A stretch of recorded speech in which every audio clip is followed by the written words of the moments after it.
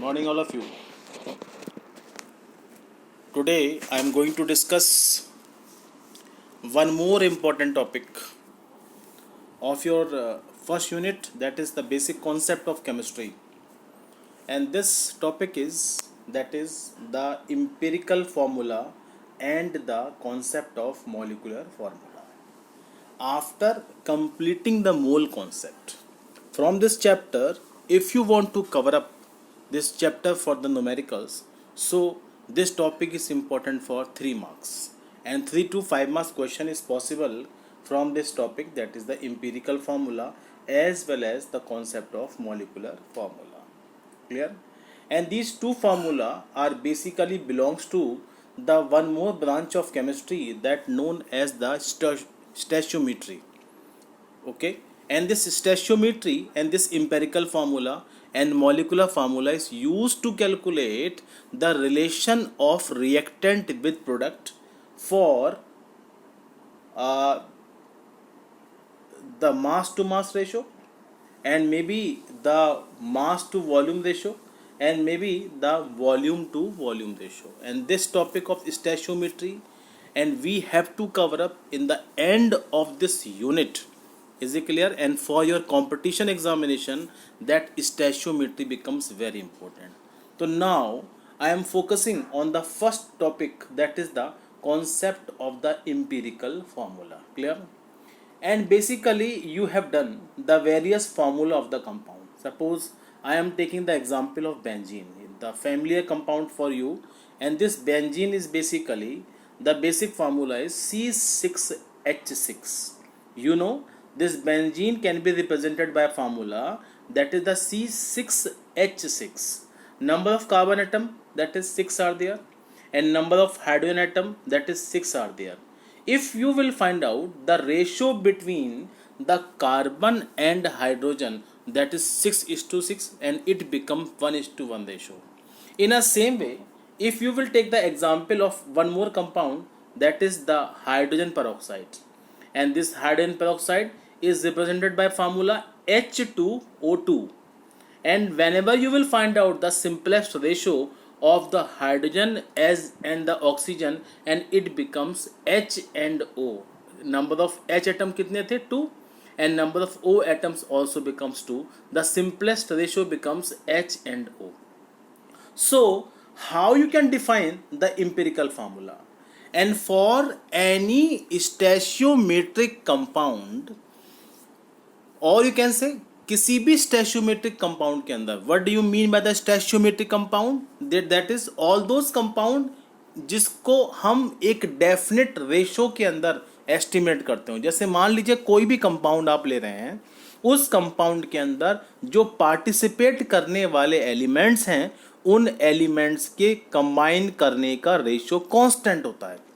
ठीक है, तो याद रखिएगा this relations of the element for the compound, जहां उनके बीच का रिलेशन हम फाइंड आउट करते हैं, आप उसको स्टैचियोमेट्री कहते हैं. तो बेसिकली कोई भी कंपाउंड है जिसका एक जनरल फार्मूला है, तो उस बेसिक फार्मूले के अंदर जो एम्पेरिकल फार्मूला होगा वो उस कंपाउंड के अंदर सिंपलेस्ट होल नंबर रेशियो को इंडिकेट करेगा. तो डेफिनेशन पॉइंट ऑफ व्यू से how you can define the concept of empirical formula?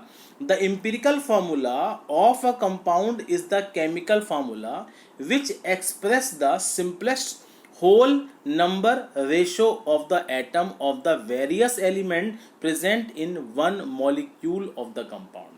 तो किसी भी बेसिक फार्मूला के अंदर, किसी भी कंपाउंड के अंदर the simplest whole number ratio of the participating element, जिसको आप क्या बोलते हैं? Empirical formula. मैंने एग्जांपल दो पहले ही बता दिया आपको. The first example is benzene, formula is C6H6, और जब आप C6H6 में सिंपलेस्ट रेशियो फाइंड करोगे तो वो 1:1 रेशियो आएगा. तो formula empirical formula become CH, and for the hydrogen peroxide then it formula becomes HO, क्योंकि फॉर्मूला होता है H2O2 and the simplest whole number ratio is H and O is there. So this is the way to express this empirical formula. तो इस पूरे topic के अंदर हमें जो चीज़ फाइनली कवर अप करनी है, हमें न्यूमेरिकल्स करने होंगे empirical formula कैलकुलेट करने के लिए, और one more part is there, that is the molecular formula of the compound. तो empirical formula and molecular formula के लिए हमें बेसिकली ये दो टॉपिक कवर करने हैं। न्यूमेरिकल्स के लिए ये टॉपिक हमारे लिए इंपॉर्टेंट हो जाते हैं। Before starting the numericals I am taking the one more example, one more topic, that is the molecular formula. अब empirical formula and molecular formula में क्या basic difference होता है याद रखिएगा। In case of the empirical formula हम participate करने वाले एलिमेंट के लिए simplest whole number ratio find out करते हैं। On the other hand in case of the molecular formula हम किसी भी मॉलिक्यूल्स के अंदर पार्टिसिपेट करने वाले एलिमेंट्स के एटम का एक्चुअल रेशियो फाइंड आउट करेंगे। ध्यान दीजिएगा, मैंने वर्ड यूज किया एक्चुअल रेशियो। जैसे इन केस ऑफ द बेंजीन जो हमने पिछला एग्जाम्पल लिया था, उन बेंजीन के अंदर, तो इन case of benzene the actual ratio of the participating elements का जो था वो था 6 and 6 कार्बन एंड 6 हाइड्रोजन। तो जो एक्चुअल नंबर ऑफ एटम्स हैं दैट इज C6H6। तो याद रखिएगा how you can define the concept of this molecular formula. The molecular formula of a compound is the chemical formula which represent the true formula of its molecule. It expresses the actual number of atoms of various elements present in one molecule of the compound. Is it clear? So basically by this concept you can easily distinguish between the empirical formula and molecular formula. तो याद रखिए दोनों में कभी confusion नहीं करना है। जो empirical formula है वो आपका simplest होल नंबर रेशो किसी भी कंपाउंड के लिए एप्लीकेबल होता है, और जो मॉलिक्यूलर फार्मूला है वो होल नंबर रेशो को इंडिकेट करेगा। तो इन दिस वे हम दोनों कॉन्सेप्ट को इजीली स्टडी कर लेते हैं। अब मैं इसी को बताता हूँ एग्जांपल के फॉर्म में। फॉर बेंजीन ये बता दिया मैंने, ग्लूकोज C6, ये जो तीनों फार्मूले लिखे हुए हैं ये आपके molecular formula of the compound हैं। तो C6H6 is the molecular formula and H2O2 is the molecular formula, and for glucose C6H12O6 is the molecular formula of the compound. इसका empirical formula क्या होगा CH, इसका क्या हो जाएगा H and O, and for this glucose and it becomes C1H2O1,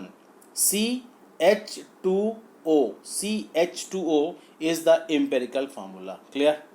Now अब जब किसी भी कंपाउंड का परसेंटेज दिया होगा न्यूमेरिकल्स के अंदर, तो आप सबसे पहले गिवन परसेंटेज के थ्रू कंपाउंड का एम्पिरिकल फार्मूला फाइंड आउट करोगे। After finding this empirical formula then you have to calculate the molecular formula of the compound. अब क्वेश्चन ये आता है कि क्या कोई रिलेशन भी होता है इन फार्मूलास के बीच में। तो बेसिकली मॉलिक्यूलर फार्मूला हो या इम्पिरिकल फार्मूला हो, इनका जो बेसिक रिलेशन होता है कि किसी भी कंपाउंड का molecular formula is equal to small n into empirical formula. अब आपके माइंड में एक बात आ रही हो कि ये n क्या होता है। n एक बेसिक इंटीजर है जो होल नंबर होगा, या तो 1 होगा, 2 and 3 व्हाट सो ऑन। तो कोई भी whole number becomes this integer जिसको मैंने इस n से इंडिकेट किया है। अब आपके माइंड में ये क्वेश्चन आता है कि how this n can be calculated. सबसे पहले न्यूमेरिकल्स के अंदर जो मास परसेंटेज पार्टिसिपेट करने वाले एलिमेंट की दी होगी वो तो आपके लिए यूजफुल होगी EF, मतलब एम्पिरिकल फार्मूला कैलकुलेट करने के लिए। फिर हम इस n को कैलकुलेट करेंगे, इंटीजर कैलकुलेट करेंगे, और जो दोनों का मल्टीपल रेशियो होगा, मल्टीपल प्रोडक्ट निकल के आएगा, and this multiple product is becomes their molecular formula. Is it clear? अब किसी भी न्यूमेरिकल्स के अंदर अगर n की वैल्यू 1 आती है तो MF is equal to EF हो जाएगा, क्योंकि n की वैल्यू 1 है तो जो उसका एम्पिरिकल फार्मूला है एंड वही उसका मॉलिक्यूलर फार्मूला होगा। क्लियर? तो नाउ इस कंप्लीट एक्सप्रेशन के अंदर जो n है एंड दिस n कैसे निकालेंगे, तो n जो होता है integer is equal to molecular mass. Numericals में मोस्टली मॉलिक्यूलर मास आपको गिवन होगा और आप एम्पिरिकल फार्मूला जो आप निकाल चुके उसका मास निकाल लीजिए। तो molecular mass and empirical formula mass का जो रेशो है and that is equal to this n। Is it clear? तो you have done the 2 topics, empirical formula we have done and molecular formula we have done, और उनके base पर हमने उनका relation भी फाइंड आउट कर लिया, and this part is there. Is it clear? अब क्वेश्चन ही आता है, अगर कोई गिवन कंपाउंड वोलाटाइल कंपाउंड है, what do you mean by the volatile compound, जिसकी वेपर्स बनने की टेंडेंसी बहुत ज़्यादा हो, जो कंपाउंड हाईली फ्यूमिंग हो, जिसकी वेपर्स बहुत जल्दी बन जाती हो, जैसे एग्जाम्पल के फॉर्म में एसीटोन, एग्जाम्पल के फॉर्म में ईथर इज देयर, एग्जाम्पल के लिए this alcohol is there, and all these compounds are the highly volatile compound. Reason, these compound can easily converted to the vapours. तो किन्हीं भी compounds को जिनको आसानी से हम वेपराइज कर सकते हैं, आप उनको वोलाटाइल कंपाउंड के नाम से जानते हैं. क्लियर? तो अगर कोई भी कंपाउंड आपका हाईली वोलाटाइल कंपाउंड है और आपको निकालना उसका मॉलिक्यूलर मास है, तो याद रखिएगा द मॉलिक्यूलर मास, ये क्या है, this molecular mass is equal to 2 into vapour density. याद रखिएगा, अगर आपको इंटीजर n कैलकुलेट करना है तो उस n को कैलकुलेट करने के लिए आपको क्या चाहिए, मॉलिक्यूलर मास. मैंने बोला था न्यूमेरिकल्स में मॉलिक्यूलर मास गिवन होगा. अगर गिवन नहीं होगा और कंपाउंड आपका वोलाटाइल कंपाउंड है, अगर कोई भी कंपाउंड आपका वोलाटाइल कंपाउंड है, तो वहाँ पर आपको वेपर डेंसिटी दी होगी. तो वेपर डेंसिटी को मॉलिक्यूलर मास में कन्वर्ट करने के लिए आप उसको 2 से मल्टीप्लाई कर देंगे. तो या तो 2 ऑप्शन है, या तो 2 से मल्टीप्लाई करिए, या फिर विक्टर मेयर मेथड के थ्रू आप 22.4 litre of vapours of a substance STP पर जो वैल्यू कैरी करते हैं, आप उसको मॉलिक्यूलर मास कहते हैं. तो याद रखिएगा, या तो विक्टर मेयर मेथड अप्लाई कर दीजिए, और अगर विक्टर मेयर मेथड अप्लाई नहीं कर पा रहे हैं तो याद रखिएगा this molecular mass of is equal to 2 into vapour density. तो आपको न्यूमेरिकल्स में 2 केसेस मिलेंगे. इन 2 केसेस के लिए molecular mass is equal to 2 into vapour density, और पिछले केस में मैंने बता दिया n को फाइंड आउट करने के लिए मॉलिक्यूलर मास आपके कंपाउंड में गिवन होगा. अब हम कुछ बेसिक स्टेप्स के बारे में पढ़ेंगे जो हम किसी भी इम्पीरिकल फार्मूला या मॉलिक्यूलर फार्मूला को कैलकुलेट करने के लिए यूज़ करते हैं. जब भी कोई न्यूमेरिकल आपको दिया होगा, उस न्यूमेरिकल्स में हर पार्टिसिपेट करने वाले एलिमेंट की मास परसेंटेज आपको गिवन होगी. तो how this empirical formula can be calculated. तो इस इम्पीरिकल फार्मूला को कैलकुलेट करने के जो बेसिक कैलकुलेशन स्टेप्स हैं, उनको थोड़ा हम एक बार देख लेते हैं. वैसे तो मैं न्यूमेरिकल्स के फॉर्म में भी आपको ये चीज़ बताऊंगा, लेकिन फिर भी न्यूमेरिकल्स करने से पहले हमको बेसिक स्टेप्स आने चाहिए. I am taking here the first step, and first step क्या है कि जो भी परसेंटेज न्यूमेरिकल के अंदर गिवन है, जो मास परसेंटेज दे रखी है कंपाउंड्स में, उसको हमें मास में कन्वर्ट करना होगा. We have to convert the mass percent into the mass that is given for the numericals. तो इसके लिए एक सेपरेट कॉलम बनाएंगे हम. Step number 2, calculate the number of mole. जो मास गिवन होगा किसी भी पार्टिसिपेट करने वाले एलिमेंट्स का, उसके नंबर ऑफ मोल्स बना लेंगे. तो आपको मालूम है number of mole is equal to given mass. ये वाला मास कौन सा वाला मास है जो आपने अभी यहाँ पर कैलकुलेट किया है, एंड अपॉन एटॉमिक मास. तो small n number of mole is equal to given mass upon molecular mass या atomic mass of the element. तो 2 step we have done. Later on हम सिंपलेस्ट मोलर रेशियो को find out करेंगे, और finally simplest whole number ratio को find out करेंगे, and then finally we have to write the empirical formula of the compound. तो कुछ basic steps होते हैं. इन हर स्टेप्स के लिए हमें एक सेपरेट कॉलम यूज़ करना पड़ेगा. अब अपनी बात को बताने के लिए मैंने कुछ एग्जाम्पल यहाँ पर लिया है.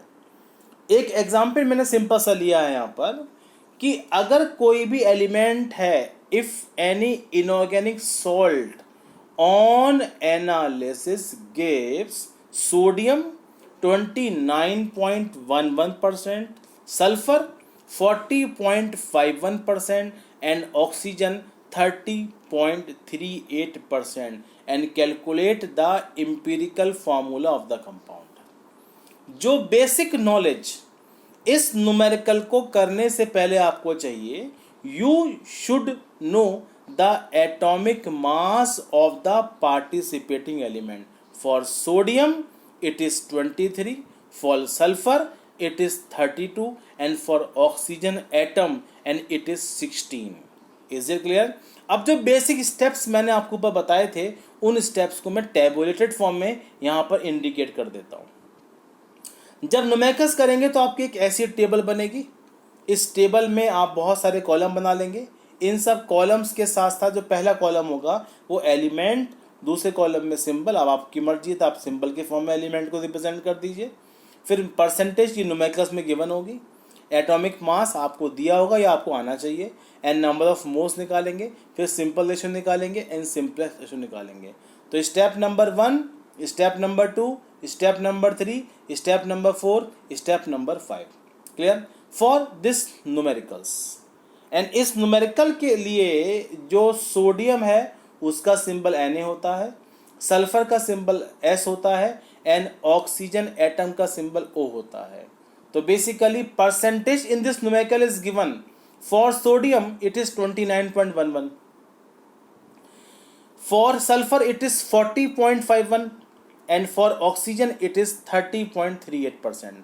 Atomic mass of the element 23, 32 and basically 16. Is it clear?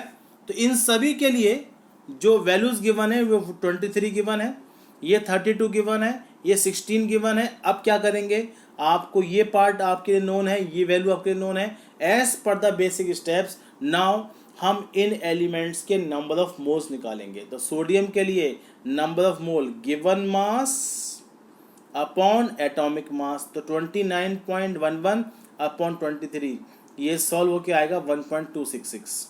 And for sulphur ये वैल्यू गिवन है, दिस इज 32 एटॉमिक मास होता है, ये परसेंटेज गिवन है, तो 40.51 अपॉन 32 ये आएगा अप्रोक्स 1.266 के। And for oxygen the value 30.38 upon 16 ये आएगा 1.897। अब जो इन तीनों में सबसे छोटी वैल्यू है उस वैल्यू से हम सारी वैल्यू को डिवाइड कर देंगे।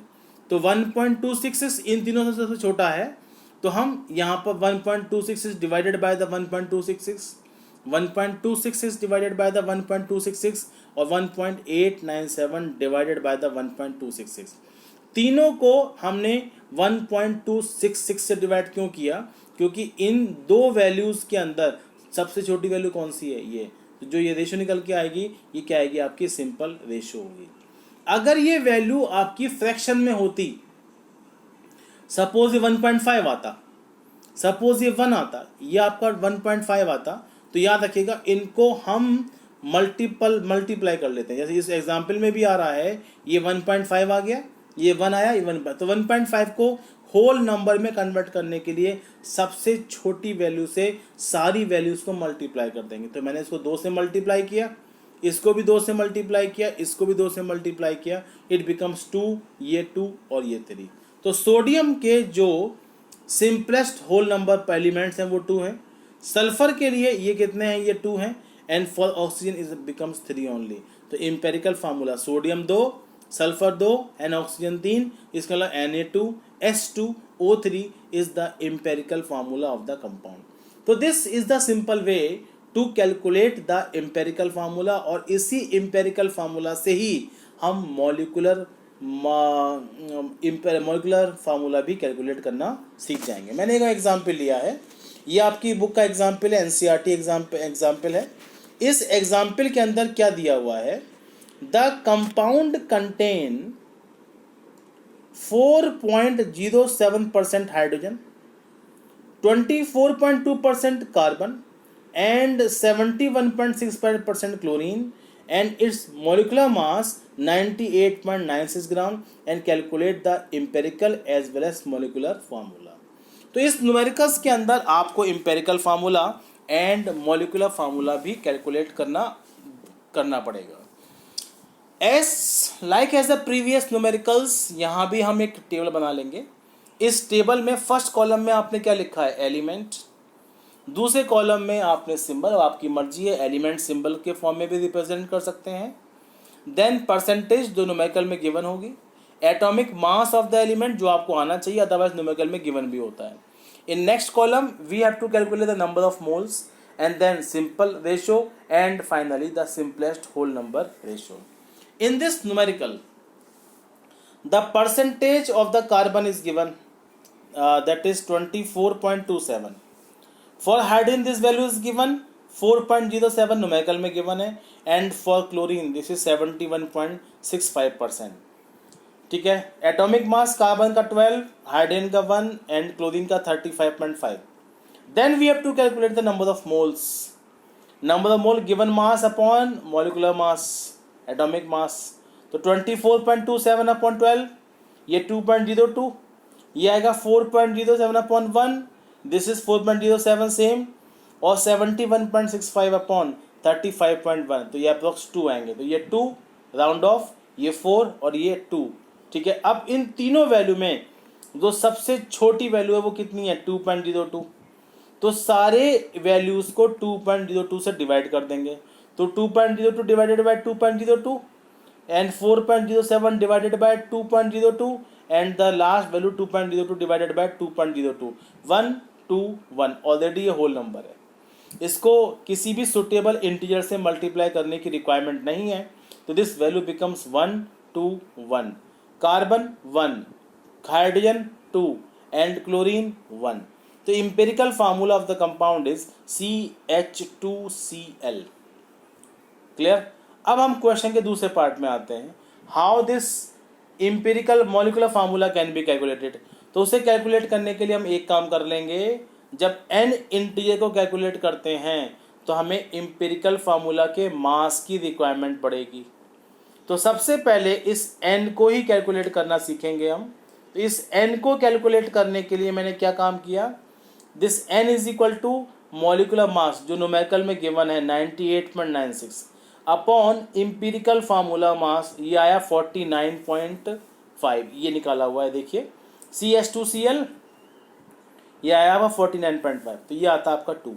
तो जो इंटीजर है 2 आ गया हमारा। अब आपको मालूम है दूसरा स्टेप क्या होता है, मॉलिक्यूलर फार्मूला कैलकुलेट निकालने के लिए empirical formula multiplied by MF is equal to N into empirical formula.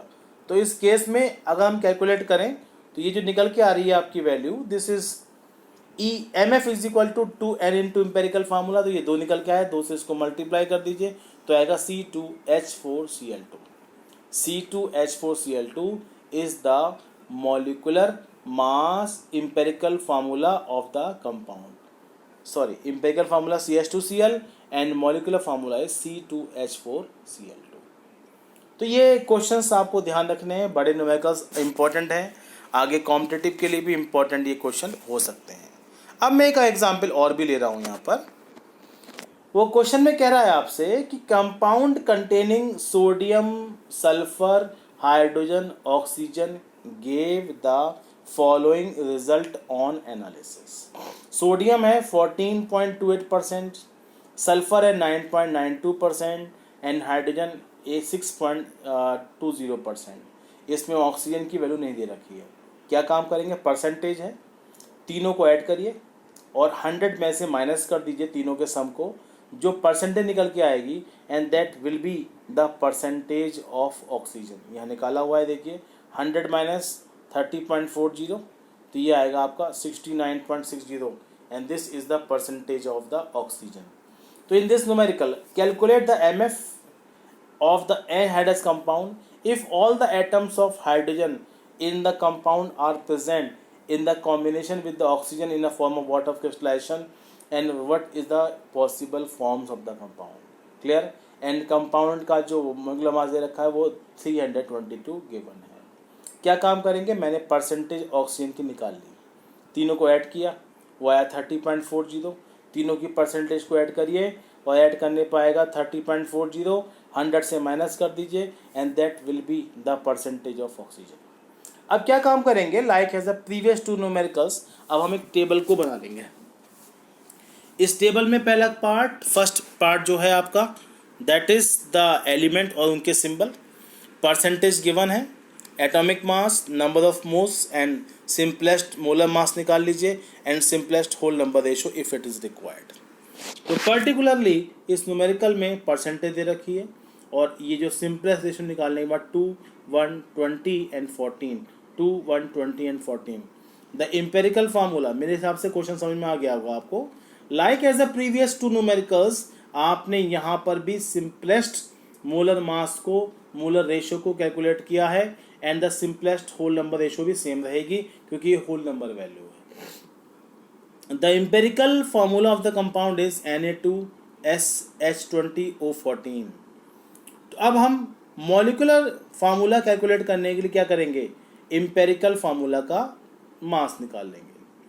Empirical formula आया Na2SH20 तो ये आता है सॉल्व होके 322.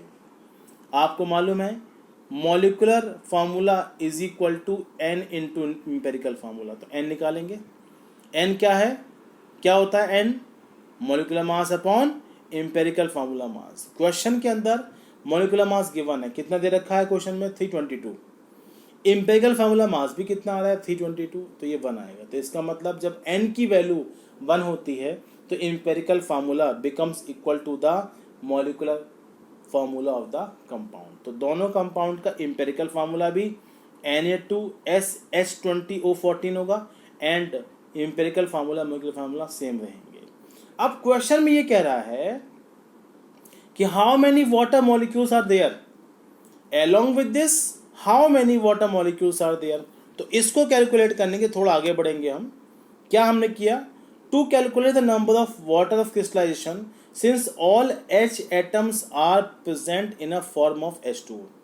हमारे पास कितने H एटम है, 20. कितने H एटम है हमारे पास, 20. और 20 H एटम से कितने वाटर मॉलिक्यूल बन सकते हैं, एक वाटर मॉलिक्यूल में 2 हाइड्रोजन होते हैं. तो हमारे पास अवेलेबल नंबर कितना है हाइड्रोजन का, दैट इज ओनली 20.